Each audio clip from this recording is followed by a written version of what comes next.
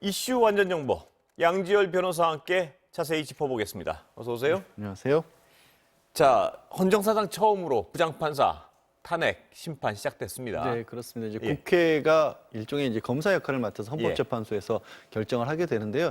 사실 이 탄핵이라고 하는 부분들이 분명히 입법부가 사법부를 견제할 수 있는 수단으로서 헌법이 정하고 있는 부분이긴 한데 우리는 그동안에 사실상 이루어지지 않고 있다가 뭐 좋지 않은 일이긴 하지만 저는 정상적인 어떤 경로로 가는 과정이 아닌가 싶습니다. 예. 그동안 한 번도 없었다는 것은 신중해서가 아니고 그 기능을 못했다고도 볼 수 있는 거 아니겠습니까? 오히려 그렇게 저는 보고 있습니다. 자, 시작됐는데요. 쟁점이 뭔가요?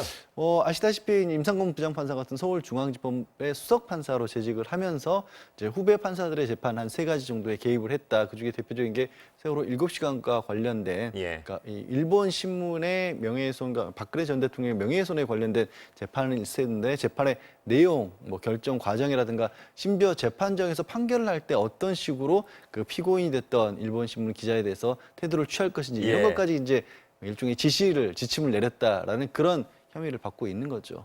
근데 이 임 전 부장판사 측의 주장은 뭔가요? 일단 자기는 현직이 아니다 이것도 있는 것 같은데요. 그건 이제 좀 나눠야 될 것 같습니다. 예. 첫 번째로는 뭐냐면 말씀드린 그런 부분에 있어서 누구에게 지시를 하거나 실제로 뭐 강력한 권고를 해서 재판을 부당하게 개입한 것은 아니고 의견을 제시한 정도였다라는 것이고요. 첫 번째로. 그다음에 말씀하신 더 이상 현직이 아니다라는 얘기는 이미 그 탄핵이라고 하는 것 자체가 재판관, 판사를 그 자리에서 물러나게 만드는 것인데 임기가 2월 말로 만료가 됐기 때문에 더 이상 이익이 없다라는 거고요. 또 현직에 있었을 때 징계를 받았기 때문에 징계받은 사람을 또 형사재판과 마찬가지인 탄핵으로 국회 헌법재판소에서 심판을 하는 것은 일종의 불이익을 이중으로 주는 것이다라는 주장을 한 겁니다. 그러면 어떻게 진행되나요? 언제쯤 결과가 나오고? 글쎄 이 형사재판과 마찬가지라고 말씀드렸고 이제 일종의 준비 기일을 가진 거거든요. 어제 증인 신문 같은 경우도 국회에서는 상당히 많은 숫자의 증인을 요청을 했기 때문에 그렇게 바로 뭐 언제쯤 나올 것이다 이렇게 말씀드리기에는 이걸 증인을 얼마만큼 채택할지를 가지고도 어제 좀 다툼이 있었고 그에 대해서 헌법재판소에서 결정을 얼마만큼이나 증인을 결국은 받아들이냐에 따라서 이 재판 기일이 다 정해질 수 있는 거거든요. 그게 아직 정해지지가 않았습니다. 결과에 대해서는 물론 뭐 지금 상황에서 예측하기는 어려운 상황일 텐데요. 근데 이 얼마 전에 전직 법관들의 그 사법농단 관련해 유죄 판결이 나왔지 않습니까? 그게 여기 영향을 비중으로 보면 이쪽이 훨씬 더 큰데 임 판사가 임 전 부장판사가 어떻습니까? 그 유죄 판결이 직접적인 연관을 좀 가질 수 있을까요? 이 결과에? 물론 뭐 형사재판이고 헌법재판소의 탄핵 결정 과정이라는 게 다르기도 하고 또 그 이전에 사법농단과 관련해서 기소했던 대부분의 판사들이 다 무죄를 받았기 때문에 이번이 조금 이례적이긴 합니다만 어쨌든 이 지난 형사재판에서는 직권남용이 과거에 다른 재판과 다르게 그 재판에 개입할 수 있는 권한이 있다. 법원행정처에는. 그리고 권한이 있다고 할지라도 재판에 개입해서 실질적으로 판사들에게 뭔가 의견을 제시한 거, 권고적인 의견을 제시한 것 자체가 남용이다라고 봤거든요. 그 남용이란 부분에 방점을 찍는다면 이번에 임성근 부장판사의 헌법재판소의 어떻게 보면 판핵 과정에도 영향을 끼칠 수 있다라고 봅니다. 그 판결에선 임 전 판사를 주요 인물로 명시하지 않았나요? 그거 아닌가요? 임 전 판사가 아니고 이제 양승태 전 대법원장 그때는 이제 대법원의 법원행정처를 중심으로 벌어진 일이기 때문에 임 전 판사 같은 경우는 이제 서울중앙지법법원 수석판사여서 그거는 좀 떨어져 있습니다만은 어쨌든 말씀드린 것처럼 임 전 판사에 대한 1심에서도 그런 내용이 나오거든요. 그러니까 형사로 유죄를 판결하지 못하지만 헌법 위반의 점은 보인다라는 그런 얘기가 나왔지 않습니까? 그걸 조금 더 뒷받침해 줄 수 있는 판결이 나온 거죠. 그 두 가지 아까 말씀해 주신 두 가지 쟁점을 다 지켜봐야겠군요. 현직이 아니라는 부분도 그렇고 그다음에 어디까지가 그 재판 개입이냐에 대한 그러니까 현직이 아니라는 점은 사실 그렇게 쓰시면 어떻게 보면 재판할 이익이 없다라고 볼 수가 있지만 이 말씀하신 것처럼 처음으로 법관이 이 헌법재판소의 탄핵 결정 과정에 들어섰지 않습니까? 그러면 어느 정도까지 이 판사들이 다른 판사의 재판에 관해서 개입을 했었을 때 이걸 위헌으로 봐서 이걸 제재를 해야 될지를 기준을 마련해 줄 수 있거든요. 그 점을 강조한다면 더 이상 판사가 아니라고 할지라도 재판을 계속할 이익이 분명히 있다고 봐야겠죠. 역사에 제시하는 어떤 중요성이 있겠군요. 기준. 그러니까 해서는 안 될 행위에 대한 어떤 기준을 제시한다는 부분에서는 현직이고 아니고 별로 중요한 문제가 아닐 수도 있겠다. 그걸 제시를 해줘야 앞으로 비슷한 일이 반복이 안 되겠죠. 다른 얘기 좀 넘어가 볼까요? 일단 그 검찰이 별건 수사 안 한다 그러는데 별건 수사가 우리가 말로만 많이 뭔가요 정확히? 예를 들어서 이런 겁니다. 누군가의 고위공무원에 대해서 아니면 뭐 정치인에 대해서 뇌물 혐의로 수사를 시작을 한다라고 굉장히 떠들썩하게 어떻게 보면 뭐 언론에도 보도가 되고 이렇게 수사를 시작을 하죠. 그런데 막상 수사를 해보다 보니까 이게 잘 안 나오거든요. 그러면 갑자기 이제 주변을 그야말로 뭐 먼지털이라는 표현을 쓰지 않습니까? 온갖 것들을 다 찾아내기 시작하고 압수수색을 해서 결국에는 하나라도 찾아내서 유죄로 만드는 거죠. 그러면 사람들의 기억 속에서는 내 뉴스를 자세히 추적하지 않는 한 일반적인 그냥 시각에서는 아, 이 사람 뭐 검찰에 수사하더니 결국 유죄 받았네? 막상 내용은 뇌물이 아니고 어찌 보면 상대적으로 가벼운 거라 할지라도 그런 것도 있을 수가 있고요.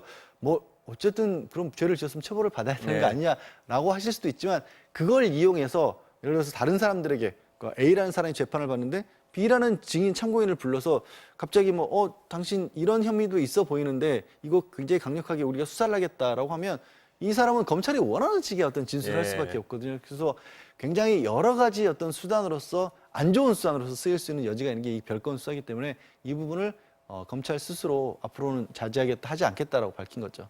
그러니까 어떤 A라는 사람의 범죄를 입증하기 위해서 그 주변을 탈탈 털어가지고 압박을 하는 수단으로 사용할 수도 있고 또 이 A라는 사람을 나쁜 사람을 만들기 위해서도 또 터는 경우가 있고요. 그렇죠. 다른 사람들에게 또 적용하는 경우가 그게 있고요. 드러났을 경우에 꼭 그 드러난 사실이 이 사람이 나쁘더라도 그 수사 방법은 정당화될 수 없는 거 정당화될 아니겠습니까? 수가 없는 그런 거고요. 그래서 그 과정에서 이제 결국 모든 게 법이라고 하는 게 뭔가 취해야 될, 고쳐야 될 부분이 있는 것과 그 과정에서 끼쳐진 손해라는 피해라는 부분이 있지 않습니까?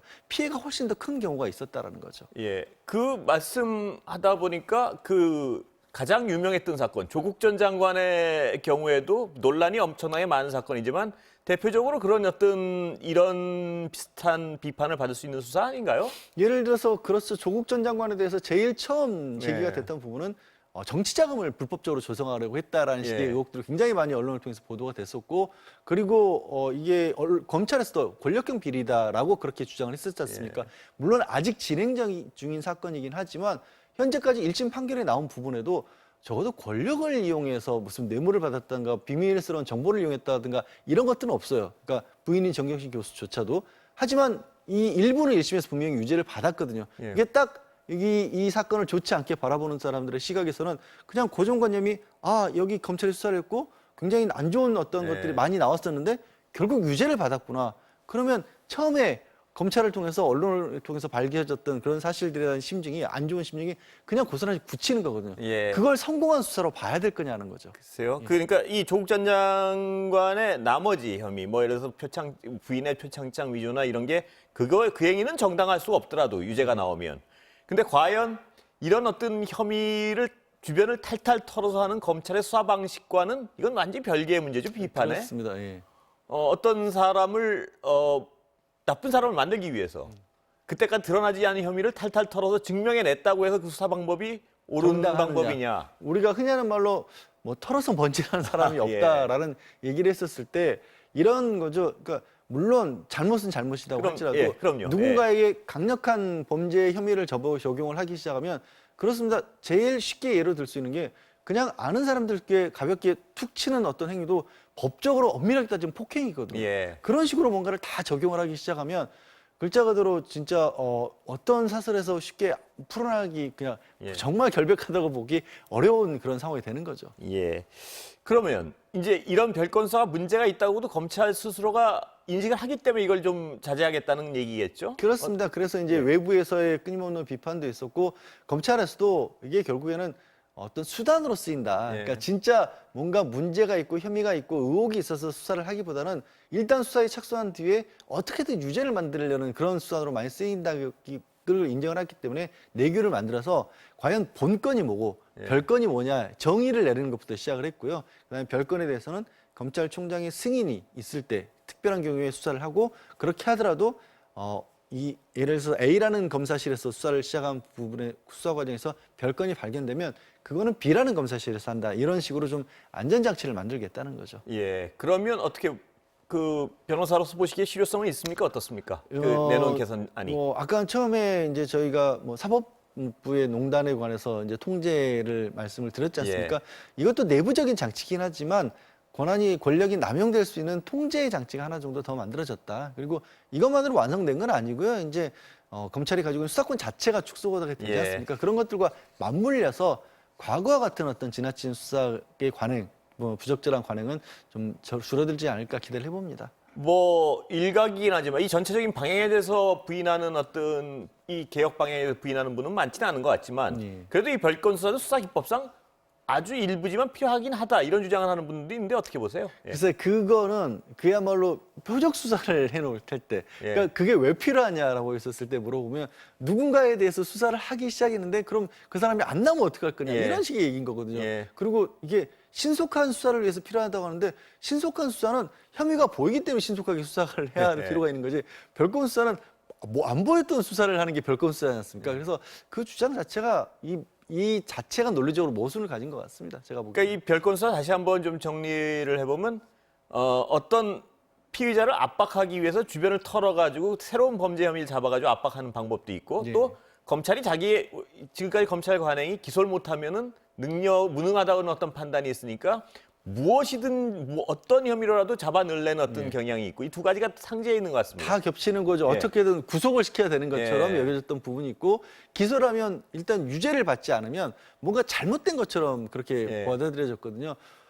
사실 검찰은 인권보호 기구입니다. 이게 무작정 어떤 것들을 처벌하기 위해서 존재한다기보다는 한 번 더 지금은 이제 그런 구조로 가지 않습니까? 경찰이 수사를 하더라도 이게 법적으로 무리한 수사는 아닌지 혹은 네. 기소할 수 없는 것들을 수사한 건 아닌지를 걸러내는 장치로서 검찰의 역할이 훨씬 중요하다고 하거든요. 예. 그 본연의 어떤 역할을 하는데 한 발짝 더 다가선 게 아닌가 싶습니다. 그러니까 아까 그 조국 장관 전 장관 케이스에서도 조국 전 장관을 옹호하는 것이 아니에요. 일각에서는 무슨 얘기냐면 그 인사청문회 과정에서 다른 혐의로 압수수색을 어마어마한 압수수색을 했다가 그 혐의가 안 드러나니까 혐의를 뒤집어가지고 다른 건을 파서 봐라. 결국 이 사람은 나쁜 사람 아니냐는 얘기를 하고 싶은 그런 식의 수사 관행에 대해서 비판을 하는 거겠죠. 그걸 막자라는 예. 거죠. 뭐 200건 가까이 압수수색을 예. 했다라고 한다거나 아까 대표적으로 말씀드린 것처럼 조국 전 장관에서 권력형 비리라고 할 수 있는 부분에 그 많은 그러니까 검찰이 제기하고 있는 혐의들 중에서 대표적인 게 딱 뇌물죄 하나가 나오는데 그 뇌물죄라는 것이 딸이 그러니까 받은 장학금이 뇌물이었다라는 거죠. 예. 그러니까 그런 걸 보면 이게 과연 처음에 검찰에서 내세웠던 진짜 새로운 형태였던 권력형 비리, 물론 검찰에서는 아직도 그 얘기를 하고 있습니다만 그게 어디서 볼 수 있는지를 찾을 수가 없다라는 거죠. 그렇다고 해서 물론 뭐 그 후에 나온 입증된 혐의의 행위가 그것까지 부인하겠다, 그렇죠. 그런 나쁘지 의미는 아닌 않다는 겁니다. 얘기가 아니고 그 처음에 수사 기법에 대해서는 누가 봐도 그 별건 수사에 대한 문제점은 지적할 수 있는 상황인 것 과도한 같습니다. 수사에 따른 그 비판은 충분히 할 수 있는 거죠. 예, 오늘 말씀 여기까지 듣겠습니다. 감사합니다. 네, 고맙습니다.